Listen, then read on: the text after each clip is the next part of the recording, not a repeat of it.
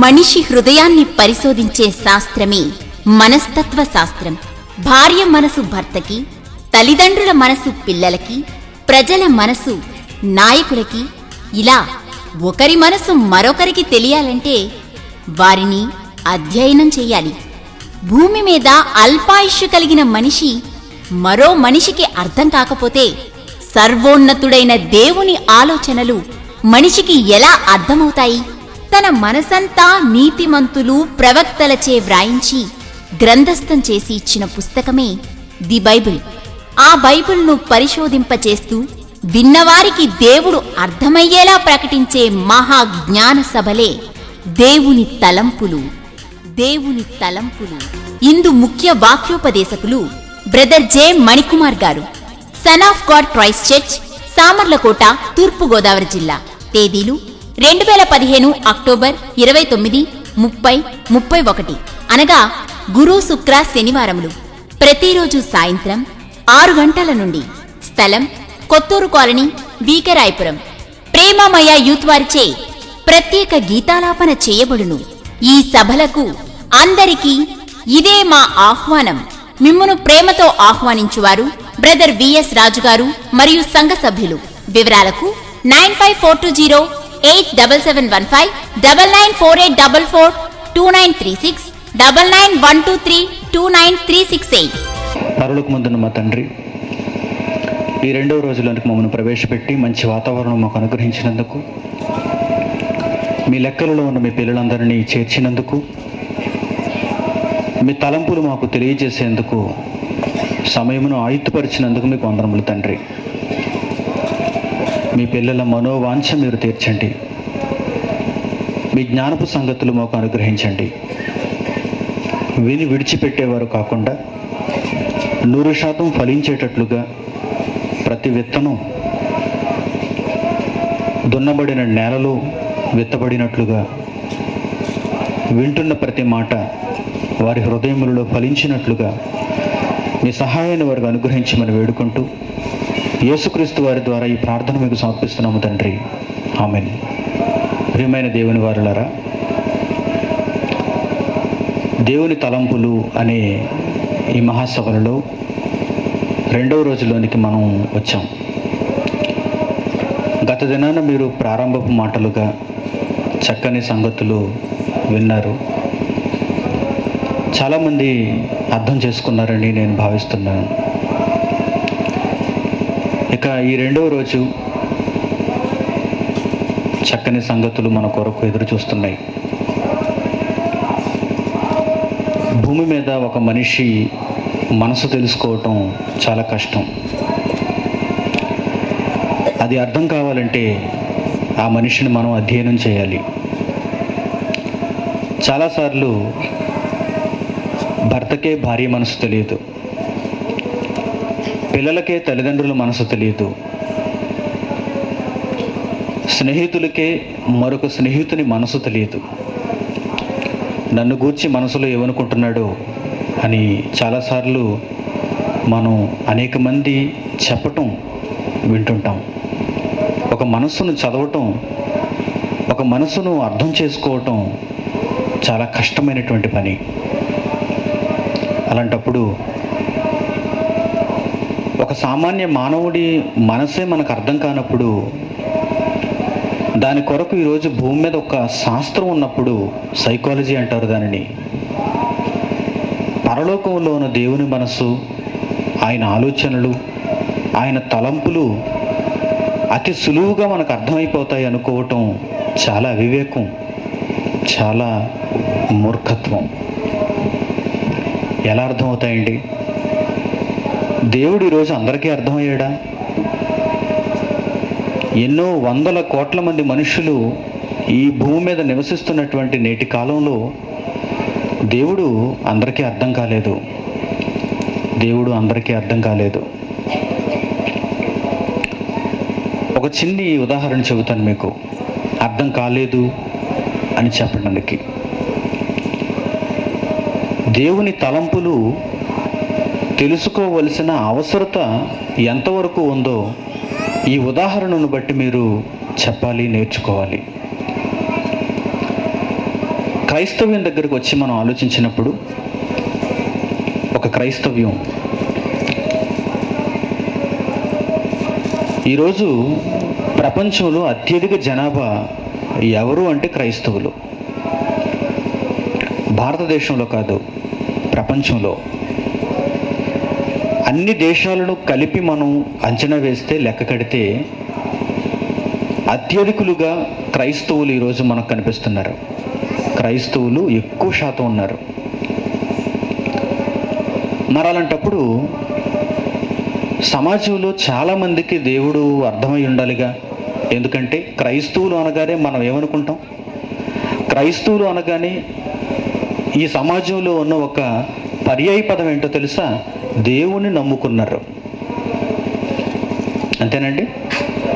మీరు ఎవరికైనా మేము క్రైస్తవులు అండి అని చెప్పుకుంటారు, మేము దేవుని నమ్ముకున్నామండి అని చెప్పుకుంటారు. చాలాసార్లు మీరు కూడా గమనించి ఉండాలి, మేము దేవుని నమ్ముకున్నామండి. అదేంటి, మిగిలిన వారు దేవుని నమ్ముకోలేదా? అదేనేమో అర్థం. మీకు దేవుడు బాగా అర్థమయ్యాడు కనుక క్రైస్తవులైన మీరు ఎవరికైనా పరిచయం అయ్యేటప్పుడు మేము దేవుని నమ్ముకున్నామండి అని చెబుతారు. మరి ఈ సమాజంలో అత్యధిక శాతం ఎక్కువ మంది ప్రజలు క్రైస్తవులైనప్పుడు, అందరూ దేవుని నమ్ముకున్నప్పుడు ఈ దేవుని యొక్క ఆలోచనల్లో ఎక్కువ మంది లేరు అని మనకు అర్థమవుతుంది సమాజంలో ఉన్న పరిస్థితులను బట్టి. ఎంతోమంది సంఘాలకు వెళుతున్నవారు, ఎంతోమంది బైబిల్ చదువుతున్నవారు, ఎంతోమంది ప్రార్థనలు చేసుకుంటున్నవారు ఈరోజు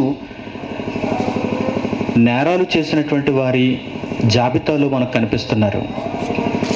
హత్యలు చేసిన వారి జాబితాలో మనకు కనిపిస్తున్నారు. దొంగతనాలు చేసిన వారి జాబితాలో మనకు కనిపిస్తున్నారు. వారి పేర్లు మనం ఆలోచిస్తే పోలీస్ స్టేషన్కి వెళ్ళి ఆ నేరాల చిట్టా ఒకసారి తీసుకుంటే అందులో చాలా మట్టుకు క్రైస్తవుల పేర్లు కనిపిస్తున్నాయి. అలాంటప్పుడు మనం బాధ్యత తీసుకోవాలి. మనం దేవుణ్ణి నమ్ముకున్నాం కనుక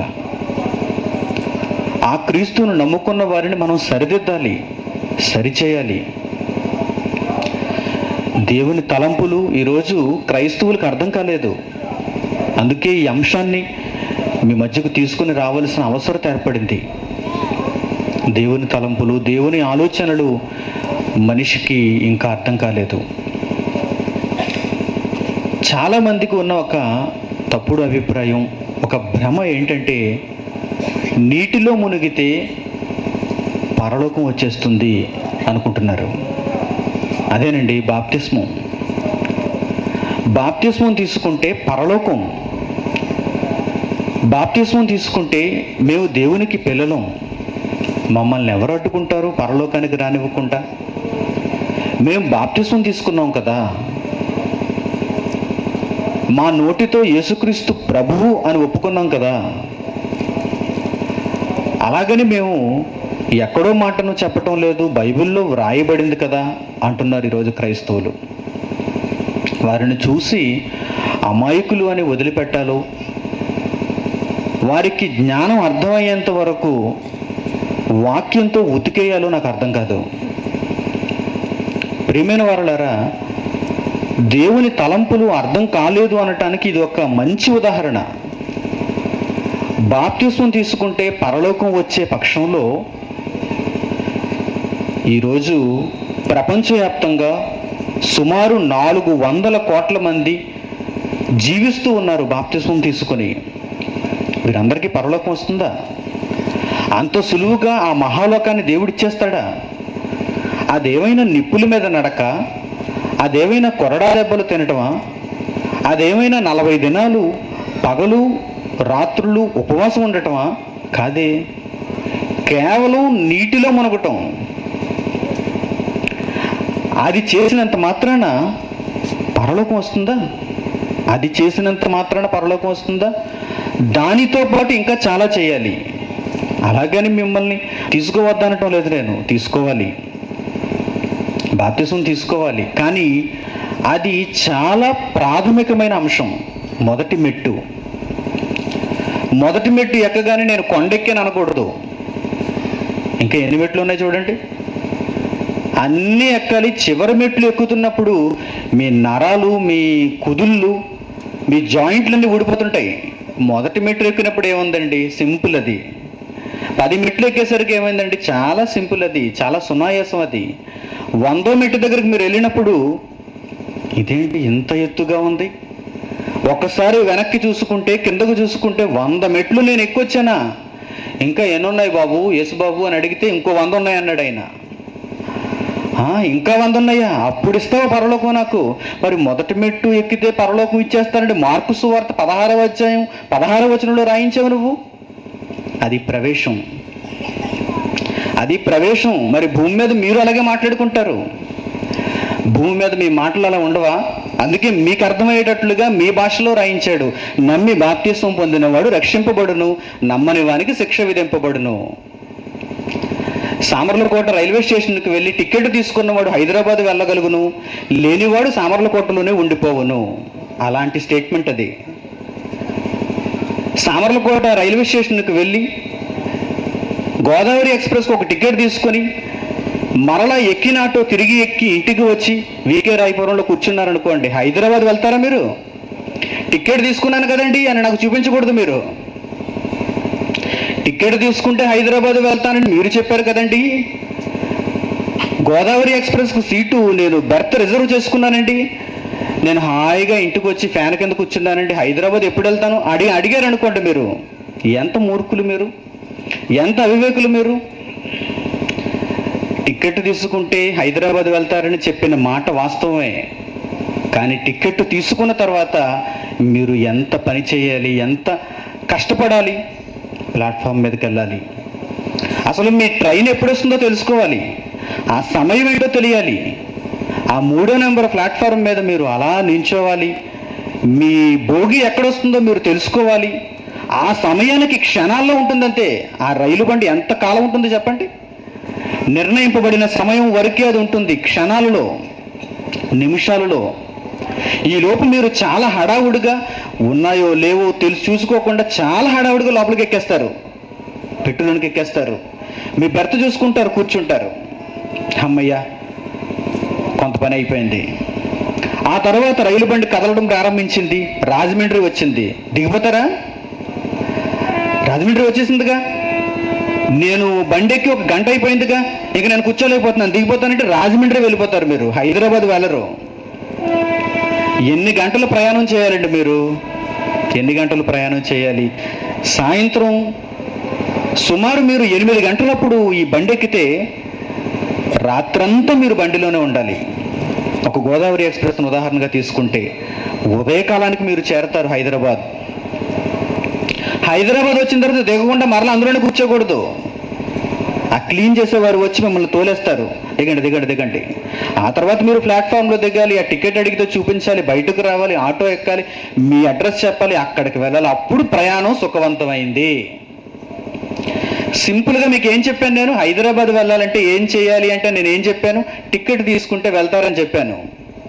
మార్కు సువార్త 16వ అధ్యాయం 16వ వచనంలో అలాగే చెప్పబడింది. అది టికెట్. ఆ తర్వాత ఎంత ఉందో తెలుసా ప్రయాణం? అపోస్తలుల కార్యములు, రోమీలకు రాసిన పత్రిక, కొరింథీయులకు రాసిన పత్రిక, ఫిలిప్పీలకు రాసిన పత్రిక, ఇవన్నీ దేవుని తలంపులండి. ఇవన్నీ ఆలోచించాలి, ఇవన్నీ తెలుసుకోవాలి మీరు. ఎక్కడ మీరు డ్రాప్ అయిపోయినా ప్రయాణం జరగదు, ప్రయాణం సజావుగా జరగదు. చివరి వరకు వెళ్ళాలి, మీ ముగింపు వరకు వెళ్ళాలి. ఆ ముగింపు వరకు మీ బ్రతుకు దేవుని తలంపులలో ఉండాలి. అప్పుడు మీ పరలోక ప్రయాణం జరుగుతుంది. లేదంటే వారు క్రైస్తవులు కారు. లేదంటే మీరు బాప్తిస్మం తీసుకున్న ఉపయోగం లేదు. ప్రియమైన వారులారా, ఎవరి మీద కోపంతో కాదు, నా దేవుని మీద ఉన్న ప్రేమతో చెబుతున్నాను ఈ మాటలు. ఎవరో నరకానికి వెళ్ళిపోతే నాకెందుకు చెప్పండి, ఎవరో పరలోకానికి రాకపోతే నాకెందుకు చెప్పండి. కానీ తండ్రి అయిన దేవుడు నీవు పుట్టిన తరంలో నీకు తెలిసిన ఆ కాస్త మాటలు నీ చుట్టూ ఉన్న వారికి చెప్పాలి అని నిర్దేశించాడు, తన పుస్తకంలో రాశాడు. యేసుక్రీస్తు అందుకే ఆయన వచ్చినప్పుడు కూడా అలాగే చెప్పాడు. విని నమ్మిన వారందరూ ఆయనను వెంబడించారు, అక్కర్లేని వారందరూ వెళ్ళిపోయారు, విడిచిపెట్టి వెళ్ళిపోయారు. మీరందరూ ధన్యులు అని చెప్పాలి. ఆహ్వానాన్ని అందుకొని దేవుని తలంపులు తెలుసుకోవడానికి వచ్చినటువంటి మీరందరూ చాలా గొప్పవారని చెప్పాలి. ఎందుకంటే మీరు జ్ఞానులు కాబోతున్నారు. చూడండి, సామెతలు గ్రంథంలో ఈ దేవుని తలంపులను గూర్చి, ఆయన ఆలోచనలు గూర్చి అవి తెలుసుకున్నవారు ఎవరో ఆయన సాక్ష్యం ఇచ్చాడు. మంచి మాట. సామెతల గ్రంథం 19వ అధ్యాయము 20వ వచనం నుంచి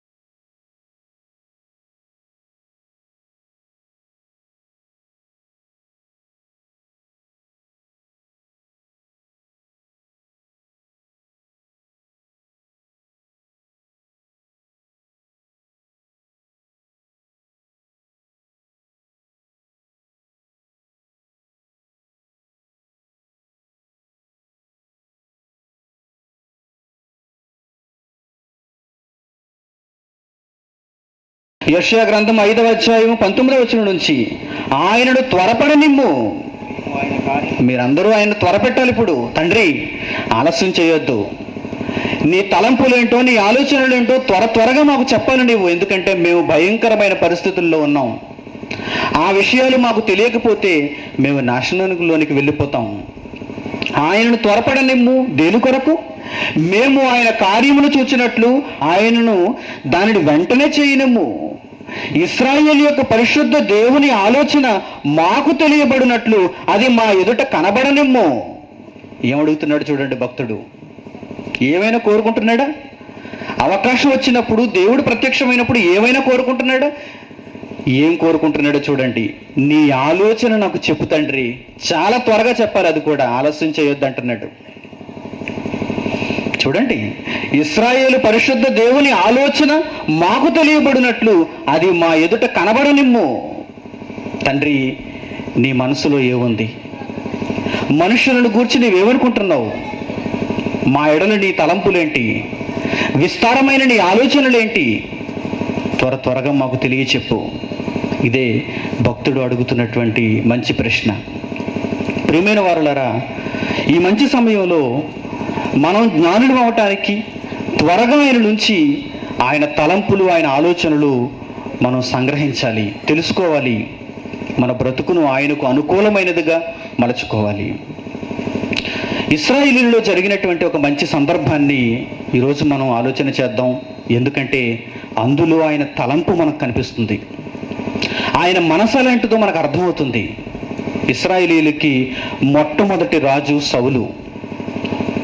చాలామందికి తెలుసు, సౌలును దేవుడు ఆశీర్వదించి ఒక చిన్ని కుటుంబంలో నుంచి వచ్చిన సౌలును దేవుడు అంగీకరించాడు, ఒక రాజుగా చేయటానికి నిర్ణయించాడు. ఇశ్రాయేలీయులందరికీ నీవే రాజు అన్నాడు సౌలును. ఈ సౌలు రాజుగా ఉన్నప్పుడు, రాచరికం చేస్తున్నప్పుడు, యుద్ధాలు జరిగిస్తున్నప్పుడు దేవునికి ఒక విషయం జ్ఞాపకం వచ్చింది. ఆయన తలంపు మనకు అర్థం కావాలి. దేవునికి ఒక విషయం జ్ఞాపకం వచ్చింది.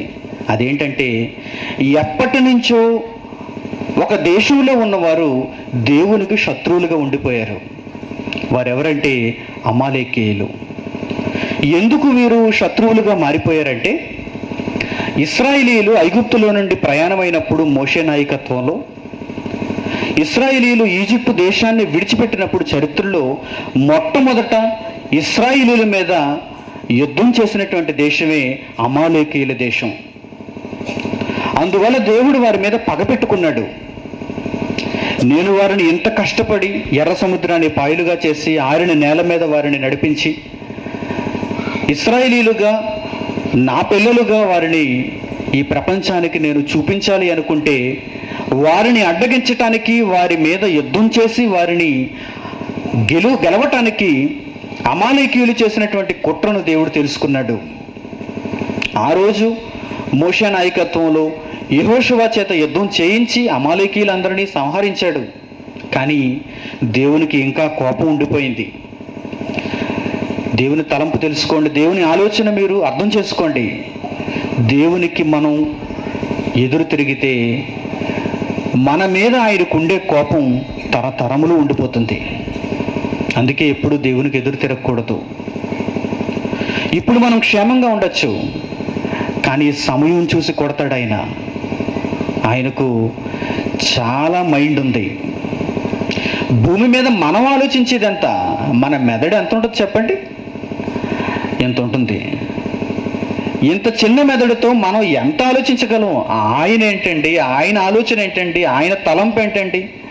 నీ వీక్ పాయింట్ ఎప్పుడో, నీవు ఎప్పుడు ఆయనకు కరెక్ట్గా దొరుకుతావో అప్పుడు గురి చూసి కొడతాడు ఆయన. దేశాన్నైనా అంతే, మనిషినైనా అంతే. అమాలేకీయులను దేవుడు జ్ఞాపకంలో ఉంచేసుకున్నాడు. ఎప్పటికైనా వీరి మీద నేను నా పగ తీర్చుకోవాలి. నేను ఇశ్రాయేలీయులను ఒక రాజ్యంగా ఏర్పరిచినప్పుడు, ఇశ్రాయేలీయుల మీద ఒక రాజును నేను నియమించినప్పుడు, ఆ ఇశ్రాయేలీయుల చేత నేను చేయించాల్సిన మొట్టమొదటి యుద్ధమే ఎవరి మీదో తెలుసా? అమాలేకీయుల మీద. దేవుని మనసు చూసారా? ఈ తలంపులు, ఈ ఆలోచనలు ఎవరికి అర్థం కావాలి? ఇశ్రాయేలు రాజు అయిన సౌలుకి అర్థం కావాలి. సౌలు వీటన్నిటిని అర్థం చేసుకోవాలి. సౌలుతో చెప్పాడు, సమూయేలు చెప్పాడు, ఆ రోజు ప్రవక్తగా, దేవుడు నిన్ను యుద్ధం చేయమంటున్నాడు. ఆయన మనసులో మాట చెప్పాడు. ఇశ్రాయేలీయులతో వారు ఆనాడు చేసినటువంటి యుద్ధానికి, ఆ రోజు ఇశ్రాయేలులకు దేశం లేదు, ఆ రోజు ఇశ్రాయేలులకు రాజు లేడు, కేవలం మోషే నాయకత్వంలో వారు అరణ్య మార్గాన వెళుతున్నప్పుడు కాపుగాసి కొట్టినటువంటి ఆ అమాలేకీయులను ఈరోజు నువ్వు ఒక రాజుగా ఎదిరించాలి, వారందరినీ హతము చేయాలి అని సమూయేలు సౌలుకు చెప్పాడు. ఇప్పుడు ఈ సౌలు తన దగ్గర ఉన్నటువంటి బలగమంతటిని తీసుకుని అమాలేకీయుల మీద యుద్ధం ప్రకటించాడు. కానీ పూర్తిగా దేవుని మనసు తెలియలేదు సౌలుకి. ఏదో యుద్ధం చేయమన్నాడు దేవుడు, నేను వెళ్ళి యుద్ధం చేయాలి. చూద్దాం ఆ మంచి సందర్భాన్ని ఆయన మాటల్లో మనం చదువుదాం. సమూయేలు మొదటి గ్రంథము 15వ అధ్యాయం ప్రారంభంలో మీరు చూడండి. సమూయేలు మొదటి గ్రంథము 15వ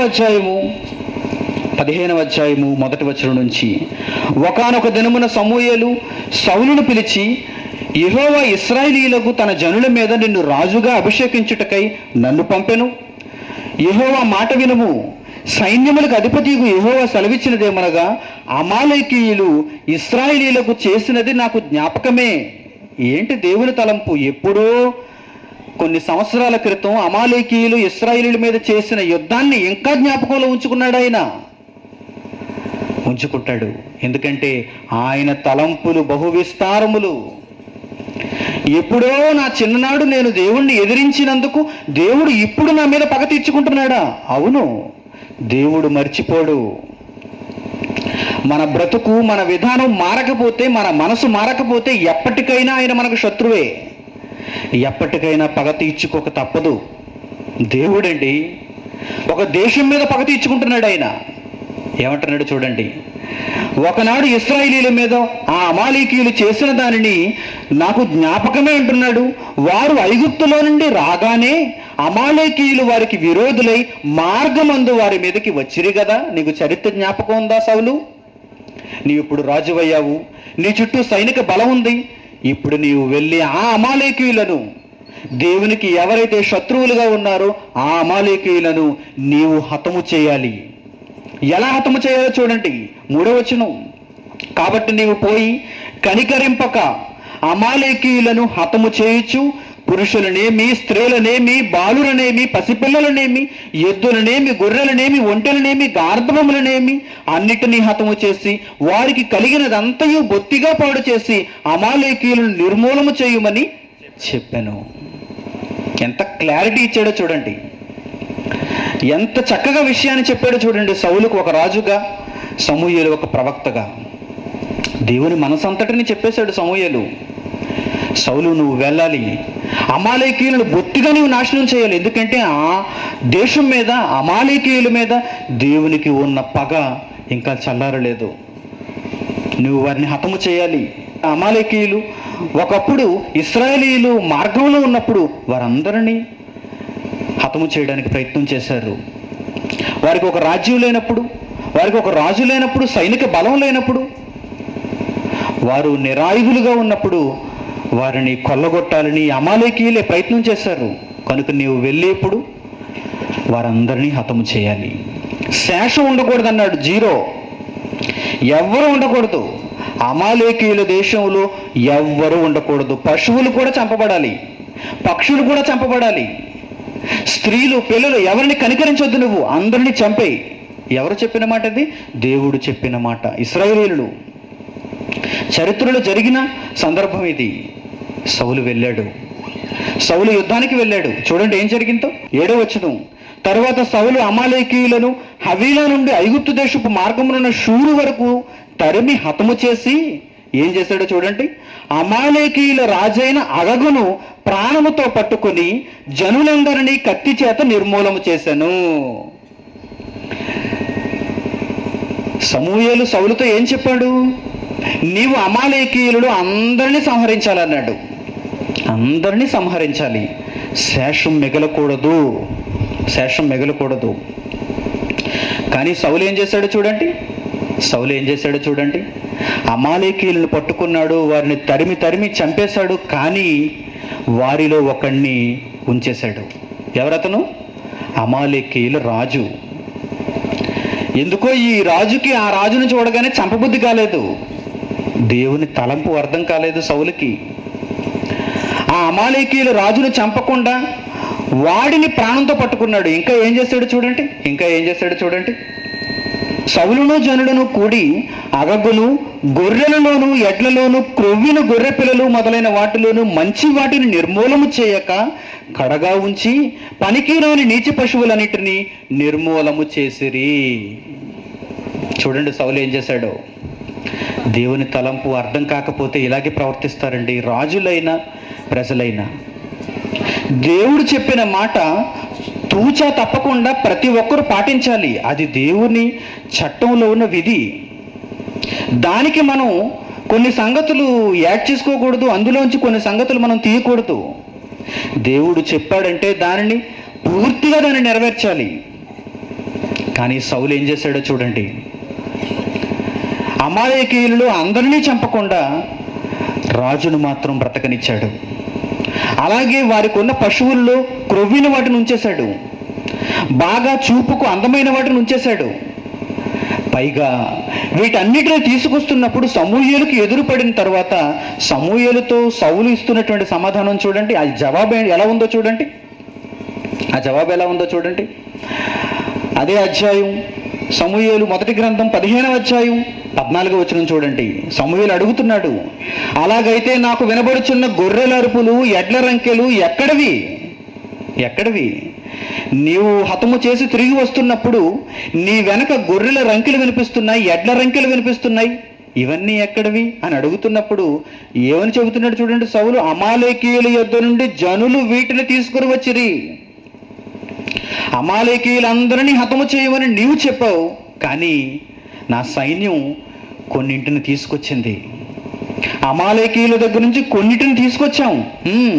నీ దేవుడైన యెహోవాకు బలులను అర్పించుటకు జనులు గొర్రెలలోనూ ఎడ్లలోనూ మంచి వాటిని ఉండనిచ్చిరి, మిగిలిన వాటిని మేము నిర్మూలన చేసిమని సమూయేలుతో చెప్పారు. చూడండి ఏమంటున్నాడు మరలా. ఎంతకీ ఎందుకు తీసుకొచ్చాం? ఆ అమాలేకీయుల దగ్గర నుంచి క్రొవ్వినటువంటి ఎడ్లను క్రొవ్వినటువంటి గొర్రెలను ఎందుకు తీసుకొచ్చామో తెలుసా? అదిగో మన దేవునికి బలి ఇవ్వటానికే.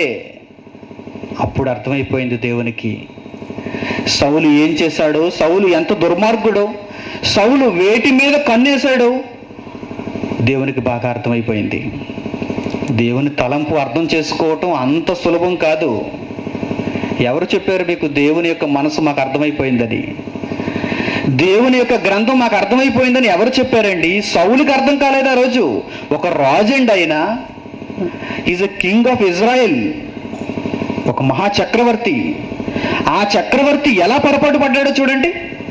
అమాలేకీయుల దగ్గరికి వెళ్ళి మొత్తం అందరినీ నాశనం చేయమని దేవుడు చెబితే అందరినీ నాశనం చేస్తూ కొన్ని చూశాడు. మంచి గొర్రెలు క్రొవ్వు పట్టున్నాయి, క్రొవ్వు పట్టినటువంటి ఎడ్లు, ఇలాంటి వాటిని ఎందుకు చంపుకోవటం? వీటిని జాగ్రత్తగా తాళ్ళు కట్టి వీటిని జాగ్రత్తగా మనం మేపుకుంటే, వీటిని జాగ్రత్తగా మన ఇశ్రాయేలు దేశం తీసుకుని వెళ్ళిపోతే మరలా ఎవరి పేరిట? దేవుని పేరిటే. లేకపోతే ప్రవక్త ఒప్పుకోడు, లేకపోతే దేవుడు ఒప్పుకోడు. ఎందుకు తీసుకొచ్చారని చెప్పగానే, వారు మనల్ని అడగగానే మనం ఏం చెప్పాలి? వీటన్నిటినీ మీ దేవునికి బలి ఇవ్వటానికి తీసుకొచ్చాం. దేవుడు ఊరుకున్నాడు అనుకుంటున్నారా? నా కోసమే కదా తీసుకొచ్చారు, నా కోసమే కదా వీటిని చంపకుండా విడిచిపెట్టారు అని దేవుడు ఊరుకున్నాడు అనుకుంటున్నారా? లేదండి. అది దేవుని తలంపు అంటే. ఆయన మాట, ఆయన శాసనం ఒక్కసారి చెప్పాడంటే అది శిలాఫలకం, దానిని ఎవరు మార్చకూడదు. అందరినీ నిర్మూలన చెయ్యి అన్నాడంటే నిర్మూలన చేయాలంతే. అగగు అంటే నువ్వు పట్టించుకోకూడదు, క్రొవ్విన వాటిని నువ్వు పట్టించుకోకూడదు, బంగారం నువ్వు పట్టించుకోకూడదు, వెలగల వస్త్రాలు నువ్వు పట్టించుకోకూడదు. ఏంటి నీకు తెలుసు దేవుని మనసు, దేవుని తలంపు? నీవు జ్ఞానివి కావాలంటే ఇదిగో ఈ రహస్యం మీకు తెలియాలి. దేవుడు ఏం చెప్పాడో దానిని మీరు కోరుకోవాలి. దేవుడు చెప్పని వాటిని మీరు కోరుకోకూడదు. దేవుడు తృణీకరించిన వాటిని మీరు కోరుకోకూడదు. చాలామంది ఉంటారు. నేటి క్రైస్తవులు ఆనాడు ఇశ్రాయేలీయులలో సౌలే అనుకుంటున్నారా? నేటి క్రైస్తవులు చాలామంది ఉంటారు. ధనాన్ని బాగా కూడగొట్టుకుంటారు, ధనాన్ని బాగా ఆర్జిస్తారు. అమాయకులైనటువంటి ప్రజల దగ్గర ధనాన్ని బాగా సేకరిస్తారు. ఎందుకు ధనాన్ని సేకరిస్తున్నావు అని అడిగితే దేవుని కోసం. నేను తింటాను అనుకుంటున్నావా? ఎందుకయ్యా ఇలా ఖర్చు చేస్తున్నావు, ఎందుకయ్యా అలా కొనేస్తున్నావు అన్నీ? దేవుని కోసం. నీవు సౌలు లాంటి వాడవు, నీవు సౌలు లాంటి వాడు. జాగ్రత్త. దేవుని మనసు నీకు అర్థమవుతుందా? దేవుని మనసు నీకు అర్థమవుతుందా? వాటిని వద్దు అన్నాడు దేవుడు. క్రొవ్విన వాటిని నా కొరకు తీసుకొచ్చానని నువ్వు చెబుతున్నావా? అవి నాకొద్దు. చూడండి ఏమన్నాడు, దేవుని మనసు చూడండి, ఆయనకి ఏం కావాలో చూడండి. 22వ వచనంలో సంక్షిప్తంగా సమూయేలు చెబుతున్నాడు సౌలుతో. 22వ వచనంలో, అందుకు సమూయేలు తాను సెలవిచ్చిన ఆజ్ఞను ఒకడు గైకొనుట వలన యెహోవా సంతోషించును. దేవునికి ఎప్పుడు ఆనందం, దేవునికి ఎప్పుడు సంతోషం? ఆయన సెలవిచ్చిన ఆజ్ఞను ఒకడు గైకొనాలి. ఎలా గైకొనాలి? అందులో అరమరిక ఉండకూడదు, అందులో శేషం ఉండకూడదు, అందులో ప్యాచ్ వర్క్ ఉండకూడదు, అందులో కొంత చేసాను అనకూడదు. ఒకడు చేసిన దానిని చూచి తండ్రి అయిన దేవుడు సంతోషించాలంటే ఆయన ఆజ్ఞను గైకొనవాలేను. ఆజ్ఞను ఒకడు గైకొనట వలన యెహోవా సంతోషించినట్లు ఒకడు దహన బలులు అర్పించుట వలన ఆయన సంతోషించునా? నీవర్పించే దహన బలుల వలన నీ తండ్రి అయిన దేవుడు సంతోషిస్తాడనుకుంటున్నావా? సంతోషించడు. ఆలోచించుము. బలులు అర్పించుట కంటే ఆజ్ఞలు గైకొనుట, పొట్టేళ్ల క్రొవ్వు అర్పించుట కంటే మాట వినుట శ్రేష్టమైనది. అది మీ దేవుని తలంపు. ఒక బలి చేశానుగా, నా తండ్రి నన్ను క్షమించేస్తాడు, నన్ను చూసి ఆనందిస్తాడు, నన్ను మరలా తిరిగి తన రాజుగా అంగీకరిస్తాడు కాదు. అప్పుడే దేవుడు నిర్ణయం తీసుకున్నాడు, ఈ సౌలుని ఇంకా రాజుగా కొనసాగించడానికి వీలు లేదు. ఈ సౌలు స్థానంలో దావీదు రావాలి మరలా. ఎందుకంటే దావీదు చెప్పిన పని ఖచ్చితంగా నెరవేరుస్తాడు. మనం దేవుని పిల్లలం, దేవుని వాక్యాన్ని నమ్మిన వారం. ఈ మనసు మనకు అర్థం కావాలి. దేవుడు ఎలాంటి వాడు? ఆయన కొరకే అని చెప్పినా మనం వీటిని సంపాదించుకోవద్దంటున్నాడు, వీటిని సేకరించవద్దంటున్నాడు, వీటిని ఆయన దగ్గరకు తీసుకుని రావద్దంటున్నాడు. ఆయన కొరకని మీరు చెప్పినా, మేము సంపాదిస్తున్నది, మేము సేకరిస్తున్నది అన్నీ నీ కొరకే తండ్రి అని చెప్పినా అవి నాకు వద్దు అంటున్నాడు. అది ఆయన మనస్సు, అది ఆయన తలంపు. ఆ తరువాత సౌలును రాజుగా తొలగించాడు. ఎందుకంటే సౌలు మనసు మారలేదు. సౌలు ఎప్పటికీ ఇలాగే ఆలోచిస్తే ఇశ్రాయేలులందరినీ పాడు చేస్తాడు. నా పేరిట అని చెప్పి అన్నిటిని దోచుకుంటాడు, అన్నీ తన పేరును రాసుకుంటాడు. కనుక సౌలును తీసేయాలి. ఒక చిన్న కుటుంబంలో పుట్టిన మరలా దావీదుని ఎన్నుకోవాలి. చూడండి, ఒక్క మాట కోసం ఆయన చెప్పిన దానిని నెరవేర్చకపోవుట చూసి దేవుడు ఒక రాజుని తొలగించాడు. సౌలుగా ఉన్న ఆ ఇశ్రాయేలులకు అధిపతిగా ఉన్న ఆ వ్యక్తిని దేవుడు తొలగించాడు. ఆ తర్వాత దావీదు రాజు అయ్యాడు. ఈ దావీదు రాజు అవుతున్నటువంటి ప్రక్రియలో దావీదు అధిపతి అప్పగించినటువంటి ఒక పనిని నెరవేర్చటానికి అన్నట్టుగా ఆయన ఒక మార్గంలో ప్రయాణమై వెళ్ళిపోతున్నాడు. అలా వెళుతున్నప్పుడు దావీదు అతనితో పాటు ఉన్నవారు ఆకలితో ఉన్నారు. అలాంటి ప్రదేశంలో, అలాంటి సందర్భంలో ఈ దావీదుకు ఒక యాజకుడు కనిపించాడు. ఆ యాజకుని దగ్గరికి వెళ్ళి ఆహారం అడుగుతున్నాడు దావీదు. ఆ సందర్భం కూడా మనం ఒక్కసారి ఆలోచిద్దాం. ఎందుకంటే అందులో మరలా దేవుని తలంపు ఎలా ఉందో మనకు అర్థమవుతుంది. దావీదు ఈ యాజకుని దగ్గరికి వెళ్ళినప్పుడు, యాజకుని ఏదైనా ఆహారం అడుగుతున్నప్పుడు ఆ యాజకుడు ఇచ్చిన సమాధానం ఏంటంటే, మామూలు వ్యక్తులు తినేటువంటి ఆహారం నా దగ్గర లేదు, ప్రతిష్ఠితం చేయబడినటువంటి రొట్టెలు నా దగ్గర ఉన్నాయి, కానీ ఆ రొట్టెలను కేవలం యాజకులు మాత్రమే తినాలి, నీలాంటి వారు తినకూడదు దావీదు అని చెబుతున్నాడు. కానీ దావీదు, ఆ రొట్టెలు నాతో పాటు వచ్చిన పనివారికి ఇచ్చేయండి, మేము వాటిని తిని మా ఆకలి తీర్చుకుంటాం.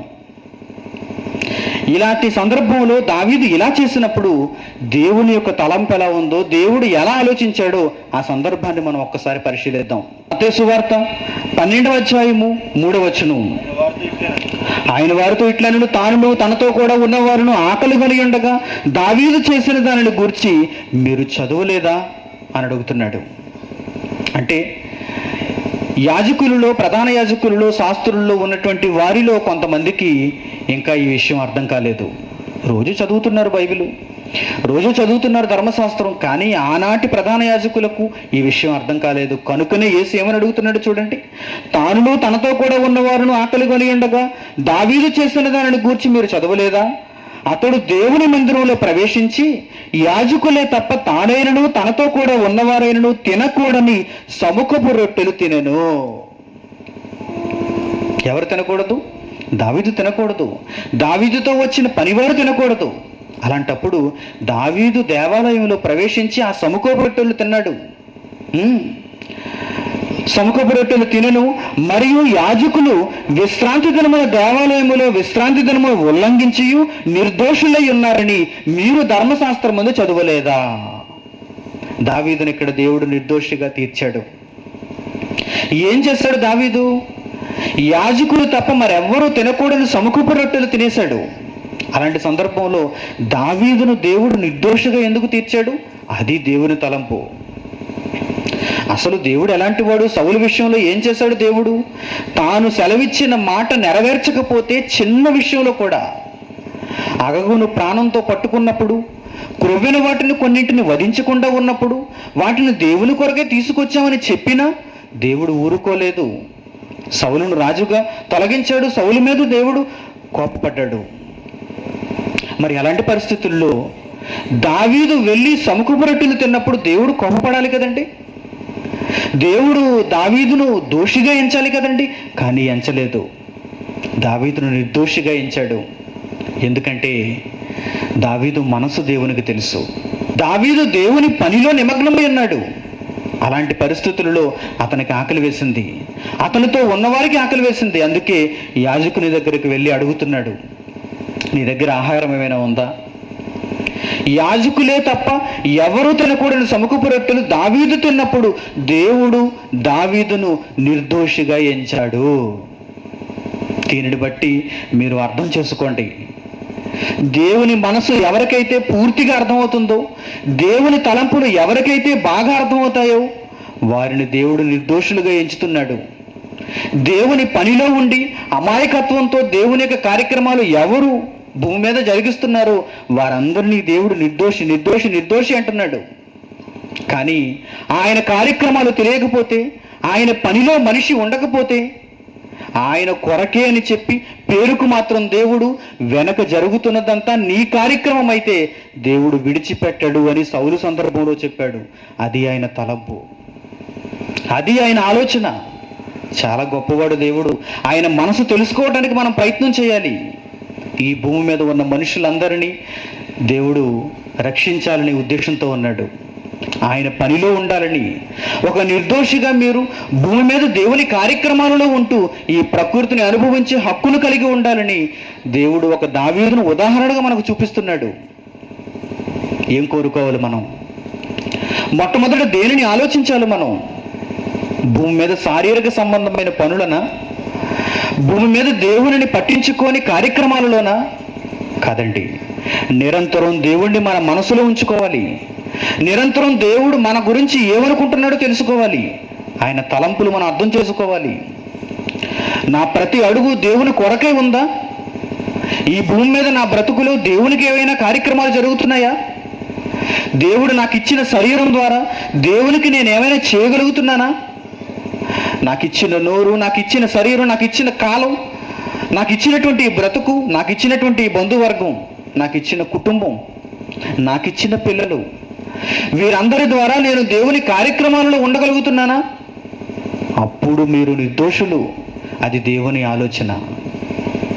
మీరు ఈ ప్రకృతిలో దేవుని యొక్క ప్రకృతిని, దేవుడిచ్చినటువంటి ఈ ఆహార పదార్థాలన్నిటినీ, ఆయన ఇచ్చినటువంటి ఈ బ్రతుకులో ప్రతి దానిని అనుభవించడానికి అప్పుడు మీరు అర్హులు, అప్పుడు మీరు నిర్దోషులు అవుతారు అంటున్నాడు. ఎందుకంటే దావీదును ఒక ఉదాహరణగా చూపించాడు. అది దేవుని తలంపు, అది దేవుని ఆలోచన. సాధారణంగా మన ఆలోచన అయితే దావీదును మనం దోషి అంటాం, సౌలును మనం నిర్దోషి అంటాం.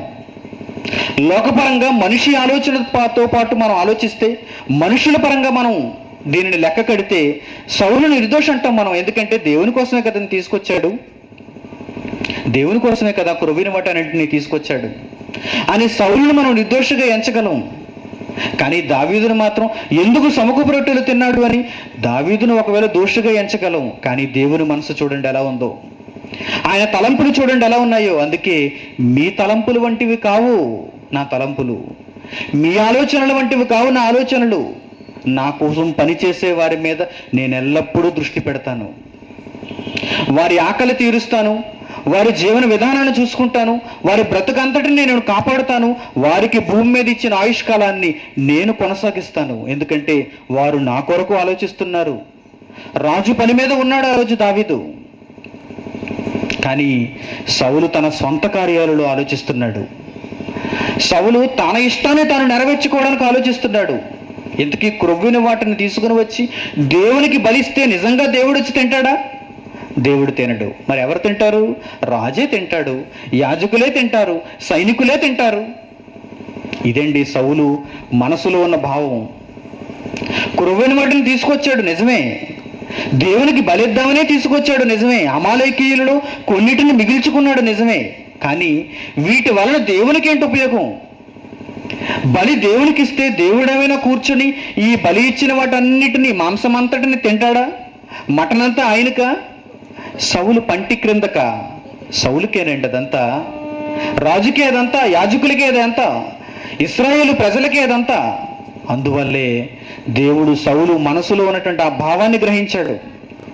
నీ మనసు మంచిది కాదు, నీ ఆలోచన మంచిది కాదు, నీవు రాజుగా ఉండటానికి అర్హత కోల్పోయావు. అది దేవుని మనసు.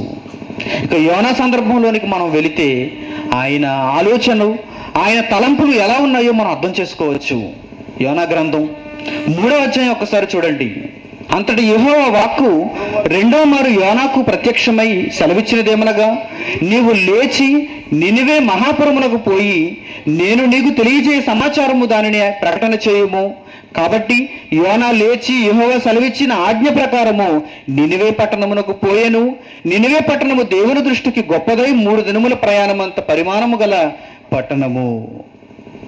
యోనా అనేటువంటి ప్రవక్త మనం ఇక్కడ చూడగలుగుతున్నాం. ఈ యోనాను నినివే పట్టణానికి పంపిస్తున్నాడు దేవుడు. దేనికి? నినివే పట్టణంలో ఉన్న ప్రజలందరూ నాశనానికి సిద్ధంగా ఉన్నారు. దేవుని ఆలోచనల్లో వచ్చేసింది, దేవునికి ఒక మంచి తలంపు వచ్చేసింది. నినివే పట్టణాన్ని నేను నాశనం చేయాలి.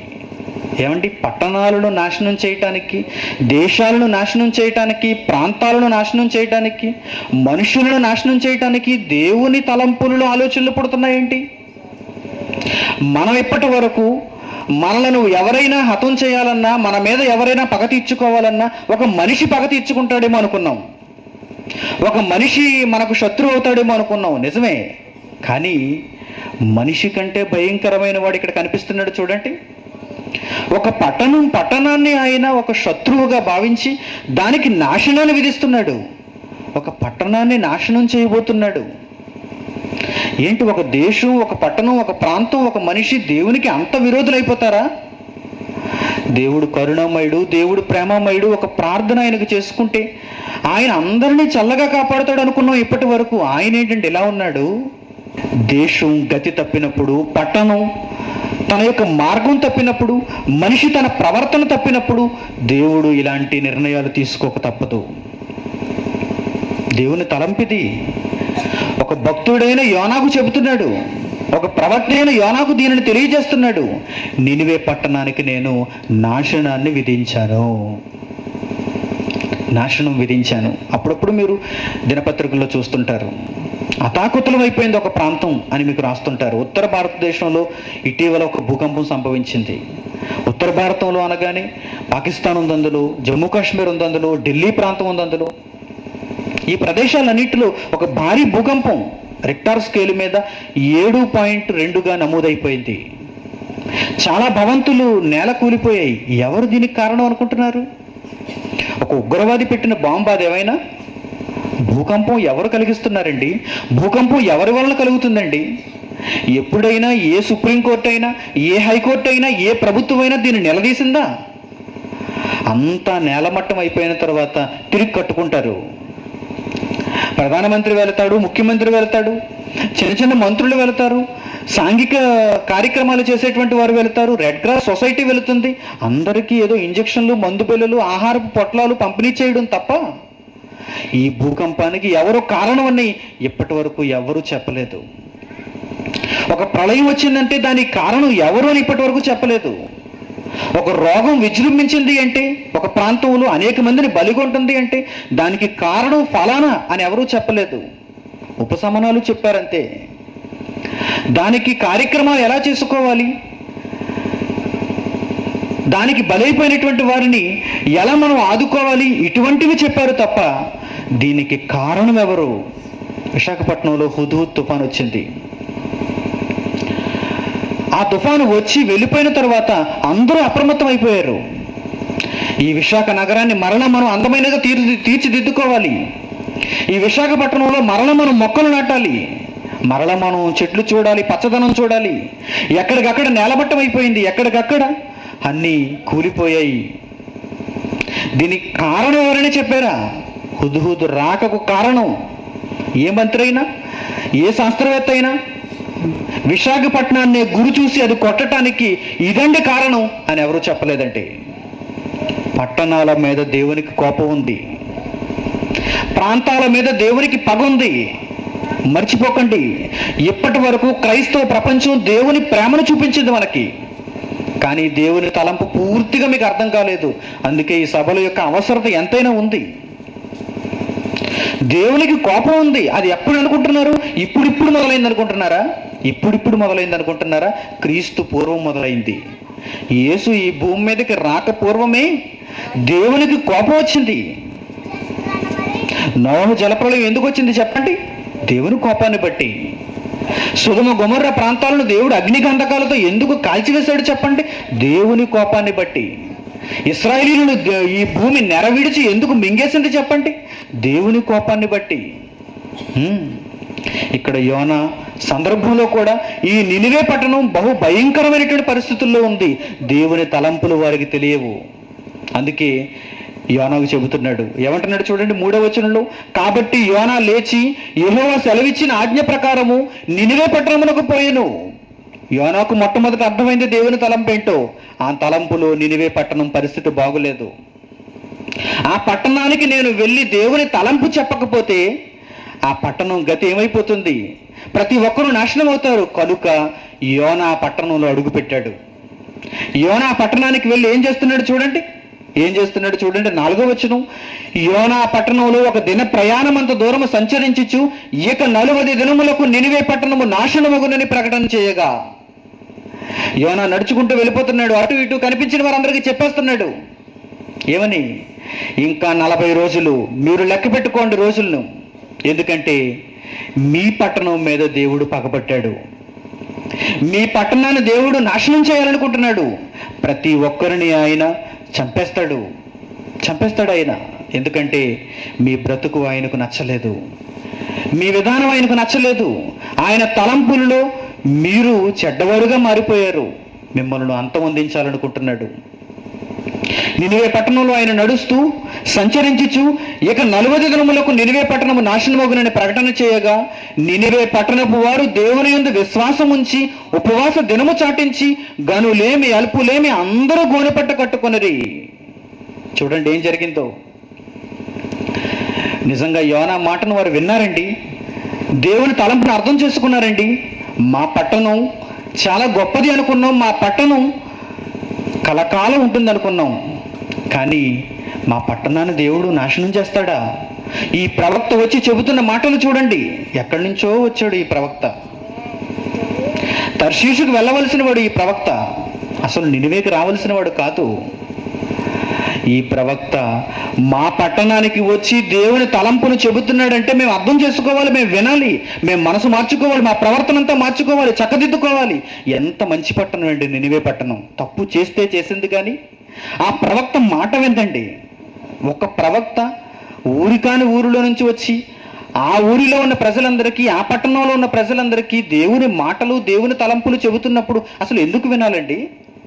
మా ఊరివిడ వాడవు కాదే నువ్వు, మా ఊరి ప్రవక్తవు కాదే నువ్వు, మాకు బంధువు కాదే నువ్వు, ఎప్పుడు నీ ముఖం చూడలేదే యోనా, నీవు మా దగ్గరకు వచ్చి దేవుని తలంపు అని దీనిని ప్రకటిస్తే మేమెందుకు వినాలయ్యా అని ఎవరు అడగలేదు.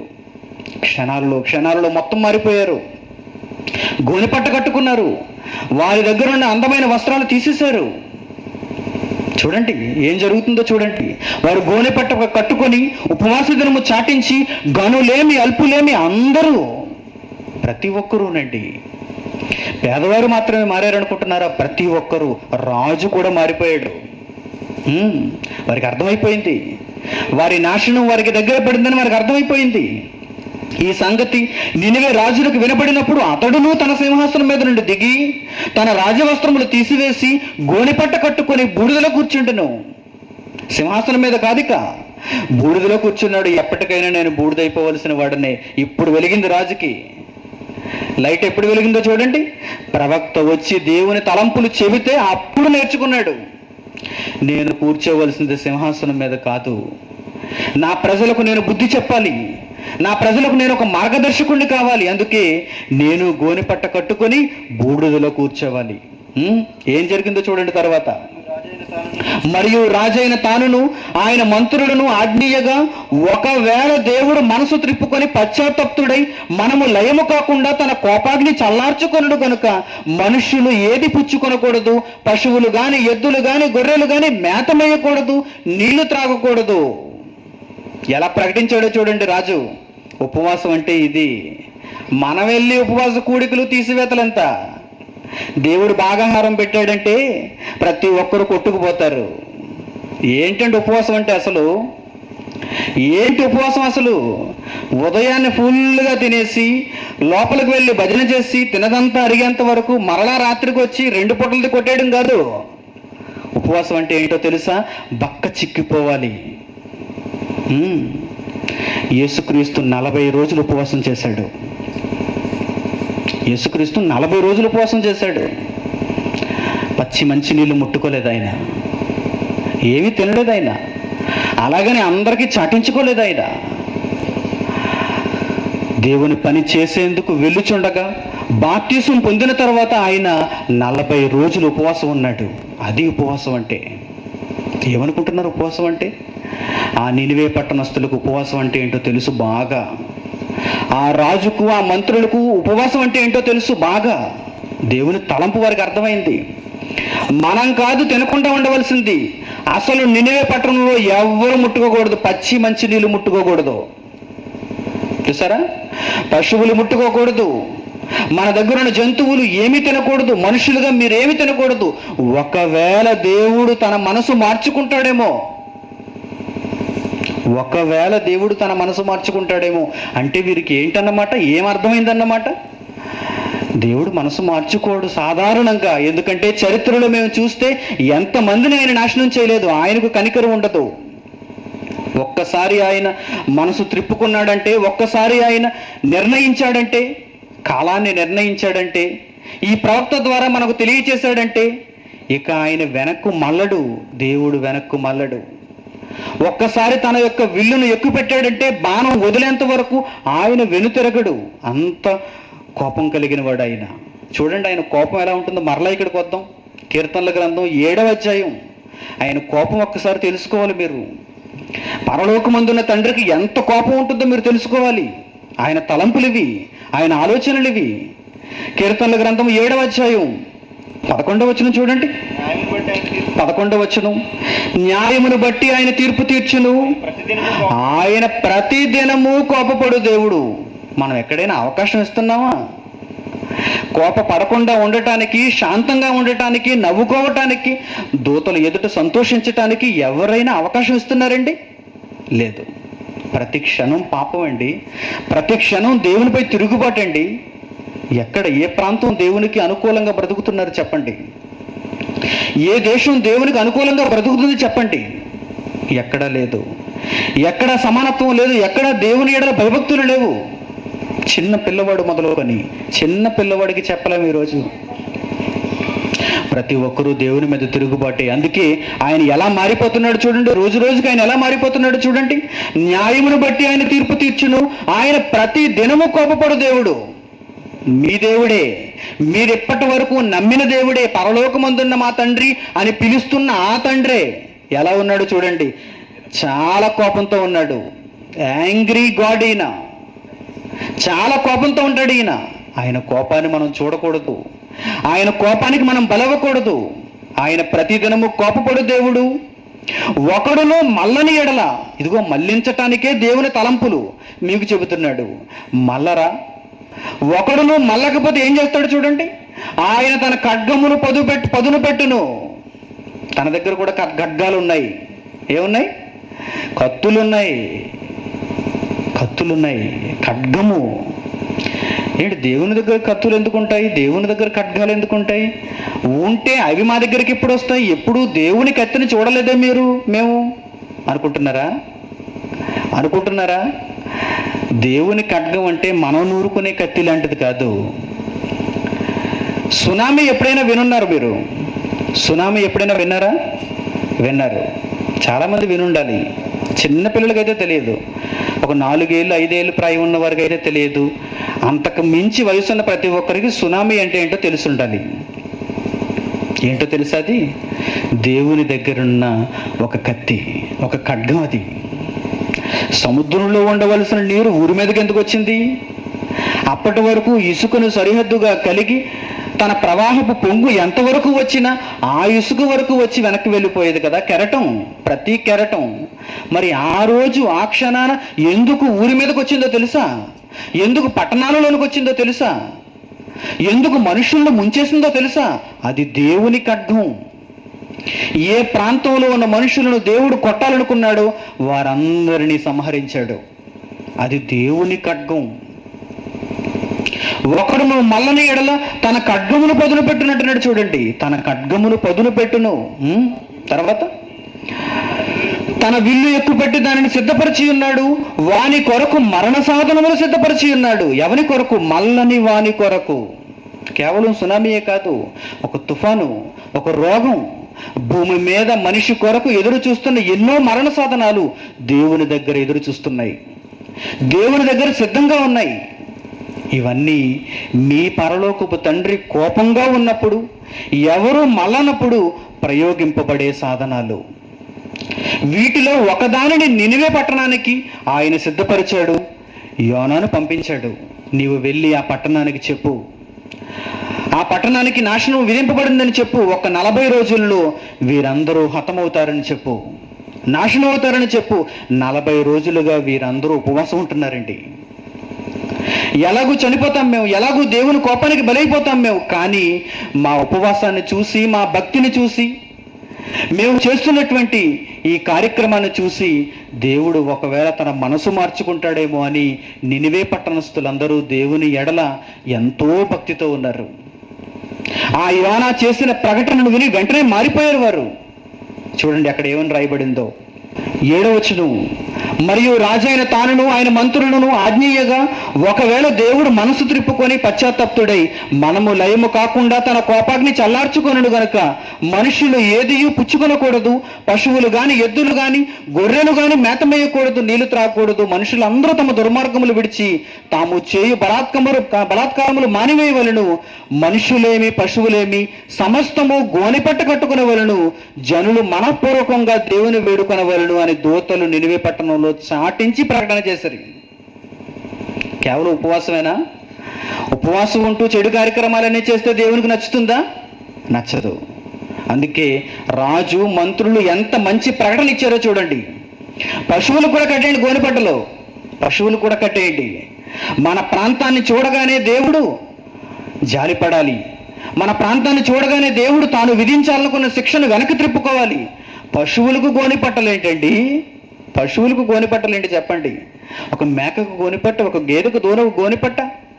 వాటికి మేత లేదు, అవన్నీ అరుస్తున్నాయి. వాటి ఆహాకారాలు వింటున్నాడు దేవుడు.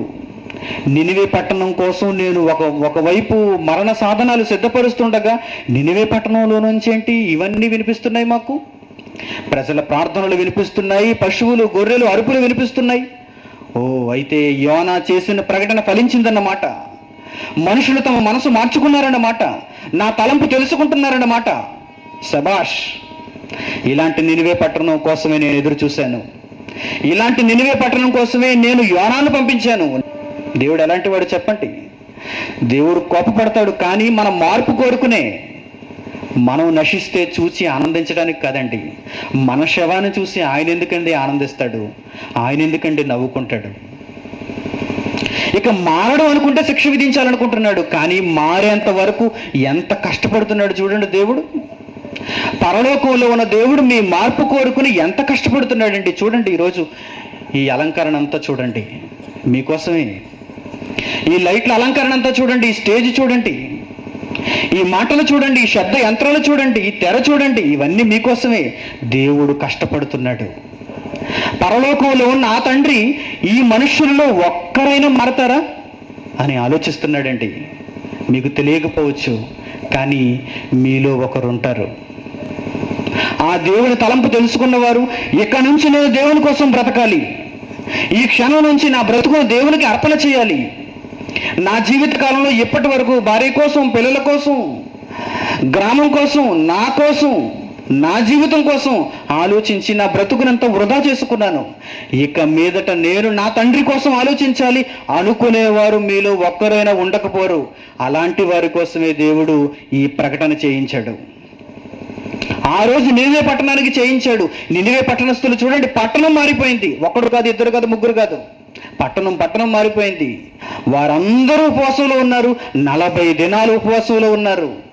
ఒకవేళ దేవుడు తన మనసు మార్చుకుంటాడేమో అని ఎదురు చూస్తున్నారండి. మీ దుర్మార్గపు క్రియలన్నిటిని విడిచిపెట్టాలి, ఎందుకంటే మీ దుర్మార్గపు క్రియల వలనే దేవుడు ఇలా మారిపోయాడు, మనకు నాశనం విధించాడు. కనుక మీరు ఉపవాసం ఉంటూ మీరు సత్క్రియలు చేయాలి, మంచి పనులు చేయాలి, దేవుని కోసం ప్రకటించండి. అదిగో ఆ యోనాతో పాటు మీరు కూడా వెళ్ళి ప్రకటించండి.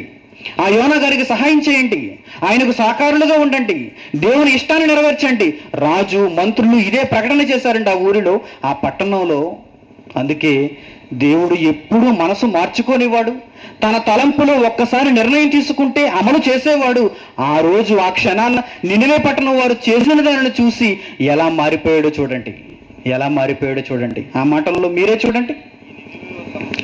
ఈ నినివే వారు 10వ వచనం, ఈ నినివే వారు తమ చెడు నడతలు మానుకొనగా వారు చేయుచున్న క్రియలను దేవుడు చూచి పశ్చాత్తప్తుడై వారికి చేయుదనని తాను మాట ఇచ్చిన కీడు చేయక మానెను. చరిత్రలో ఎక్కడా లేదండి అది. సొదొమ గొమొర్రా ప్రాంతాలను చూశాడు, లోతు కుటుంబాన్ని రక్షించాడు, మిగిలిన వారందరినీ చంపేశాడు. ఆ రోజు చెడుతనం కలిగినటువంటి నరులందరినీ చూశాడు, నోవహు కుటుంబాన్ని తప్పించాడు, మిగిలిన వారందరినీ చంపేశాడు దేవుడు.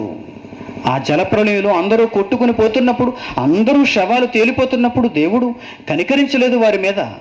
కానీ నినివే పట్టణం వారిని చూస్తే ఎందుకో దేవుడు కనికరించాలనుకున్నాడు. ఇది ఆయన తలంపు. అంటే నీవు ఆయన మనసు మార్చగలవా? అంటే నీవు ఆయన మనసులో స్థానం సంపాదించగలవా? కోపపడుతున్న దేవుని యొక్క కోపాన్ని మలచగలవా? మళ్లించగలవా? అవును, నువ్వు మళ్లించగలవు, నీకు సాధ్యమేది. కానీ నీ హృదయం బండ హృదయం అయితే ఆయన మనసు ఎందుకు మారుతుంది చెప్పండి? మీ మనసు అలా ఉండకూడదు. నినివే పట్టణం వారిని చూడండి, చరిత్రలో వీరు మనకు పాఠం నేర్పించారు. దేవుని మనసు కూడా మేము మార్చగలిగాం. దేవుని తలంపులలో మా కొరకు ఆయన విధించిన శిక్షను మేము దానిని మరలా ఆశీర్వాదంగా మార్చుకోగలిగాం. ఎందుకంటే అది మా ప్రవర్తన, మా మనసులో పరివర్తన. నిజంగా ప్రజలారా, రాబోయే తరాలలో పుట్టబోయే వారులారా, మీరందరూ దేవుని కొరకు ఇలా బ్రతకండి అని ఒక నినివే పట్టణం వారు మనందరికీ పాఠం నేర్పించారండి. ఆ రోజు యోనాకు కూడా మతిపోయింది. యోనా ఏమనుకున్నాడో తెలుసా? మరలా ప్రకటన చేసి 40 దినాలు ముగిసిపోయిన తర్వాత ఒక సముద్ర తీరానికి వెళ్ళిపోయాడు. దూరాన నించుని చూస్తున్నాడు ఆ నినివే పట్టణాన్ని. దేవుడు నాశనం చేస్తానన్నాడుగా, ఏది నాశనం చేయమని నేను చూద్దాం. ప్రవక్తకు కూడా అర్థం కాలేదు దేవుని తలంపు.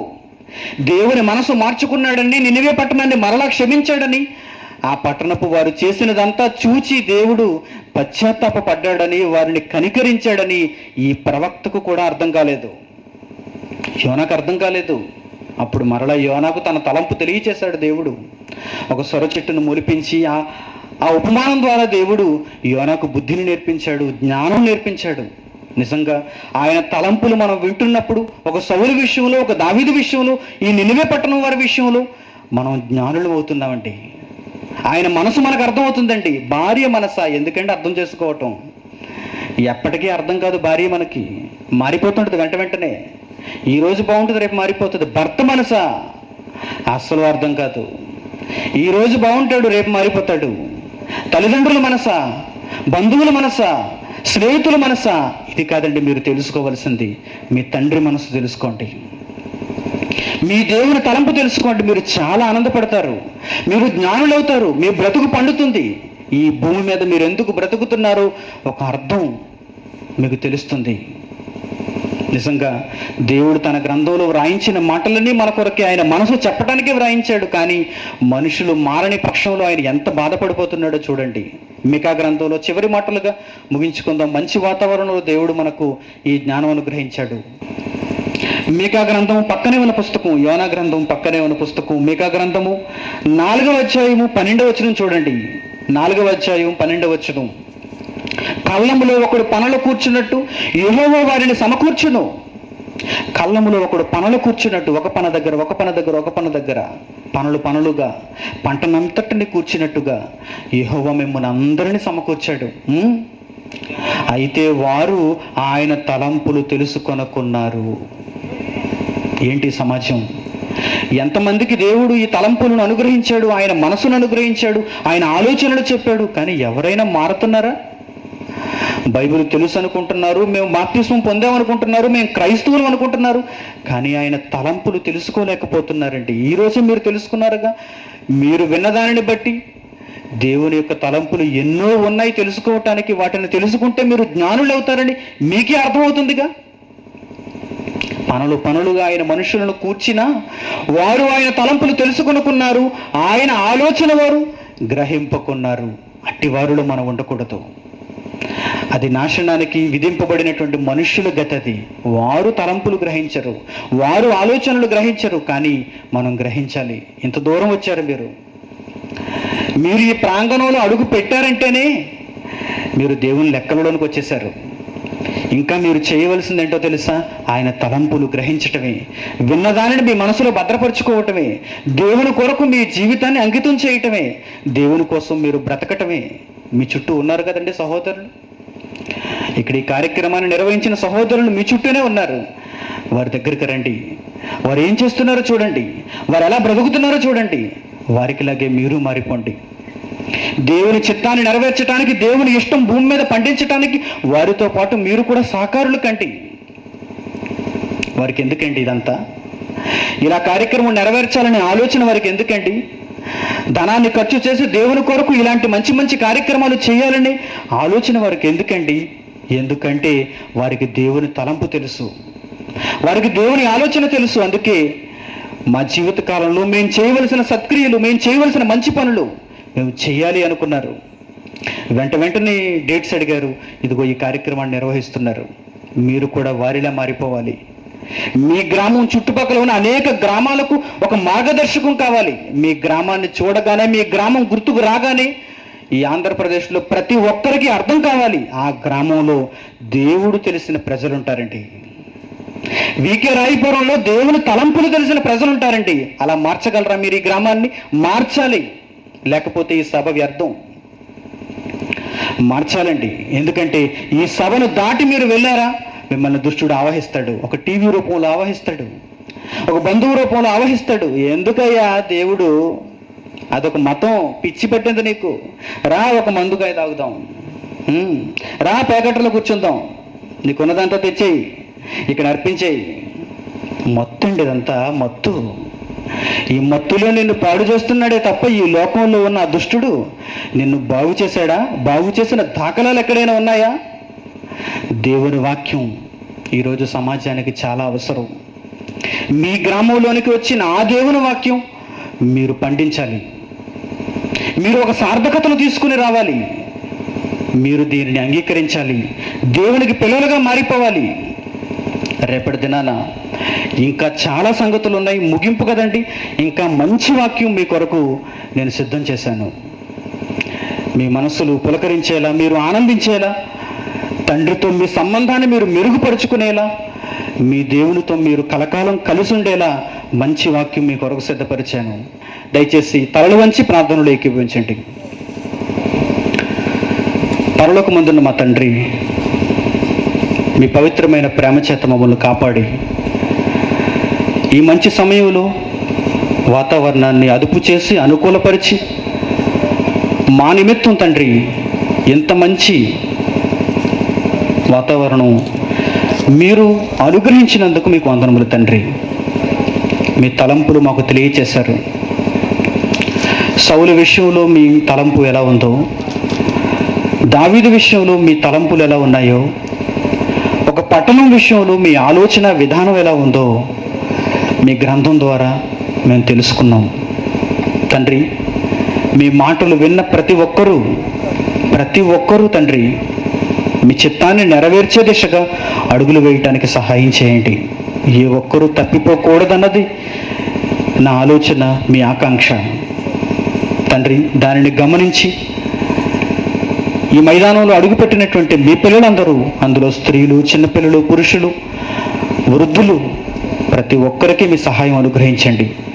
మీ మాటల ప్రకారం నడుచుకునే భాగ్యం వారికి కల్పించండి.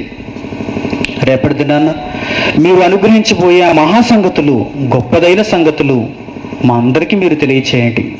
ఇంతటి మంచి అవకాశం మీ పిల్లలతో మీ తలంపులుగా మీ వాక్యాన్ని పంచుకునే అవకాశం నాకు మీరు కల్పించినందుకు మరొకసారి మీకు వందనములు చెల్లిస్తూ, దూర ప్రాంతాల నుంచి వచ్చిన వారందరూ క్షేమంగా తిరిగి వారి ఇళ్లకు చేరినట్లుగా మీ సహాయాన్ని చూపమని అడుగుతూ, మరి ముఖ్యంగా తండ్రి, ఈ ప్రాంతంలో సేవ చేస్తున్నటువంటి మీ సేవకులను, గ్రామ పెద్దలను, మంచి మనసు కలిగినటువంటి మీ సహోదరులను, మీ పిల్లలైన ప్రతి ఒక్కరిని మీరు కాపాడమని వేడుకుంటూ, యేసుక్రీస్తు వారి ద్వారా ఈ ప్రార్థన అంతటినీ పరలోకమందున్న మీ సన్నిధికి చేరుస్తున్నాం తండ్రి.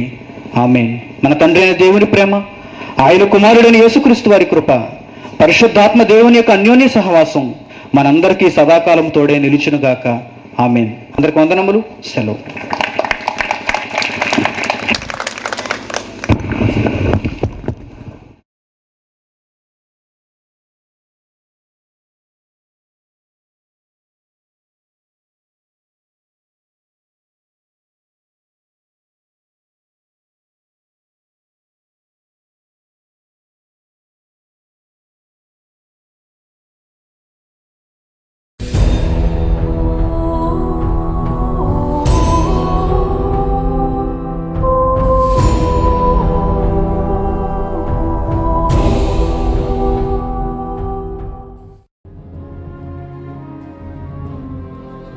పరలోకంలో దేవుడున్నాడు, భూమి మీద మనుష్యులున్నారు.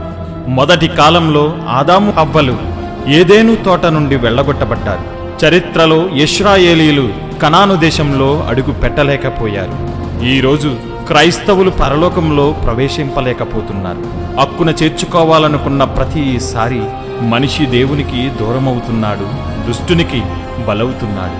కానీ తరాలెన్ని మారినా దేవుని ప్రేమ మారలేదు, ఇటు మనిషి ప్రవర్తన మారలేదు. దీనికి ముగింపు పలకటానికి యేసుక్రీస్తు తిరిగి రాబోవుచున్నాడు. పతనమైన మనుష్యుల జీవితాలను దేవుని వాక్యంలో చూపిస్తూ, అగ్నిలో నుండి కొందరిని రక్షిస్తూ, అహర్నిశలు దేవుని పనిని జరిగిస్తూ, బైబిల్ను వక్రీకరించిన వారికి సింహస్వప్నమై దేవుని మనస్సును ప్రపంచానికి చాటుతున్న క్రీస్తు దేహమే క్రైస్ట్ చర్చ్ సామర్లకోట. నిజాన్ని నిర్భయంగా స్వీకరించండి, నిత్య జీవానికి వారసులవ్వండి. యేసుక్రీస్తునందు నమ్మకస్తుడు.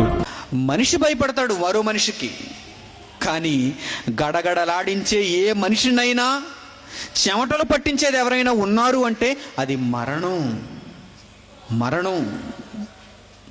ద ఫియర్ ఆఫ్ డెత్, మరణ భయం ఉంది. ఈరోజు మనిషికి మరణ భయం ఉంది. ఈ మరణాన్ని జయించిన వాడే, మరణాన్ని తన పాదముల క్రింద ఉంచుకున్నవాడే the real hero, son of God, Jesus Christ. One and only అంటాం, అందుకే ఇన్ని one and only. Brother J Manikumar, son of God, Christ church, Samarlakota, Thurpu Godavari జిల్లా, ఆంధ్రప్రదేశ్, ఇండియా. వివరములకు 8978414178.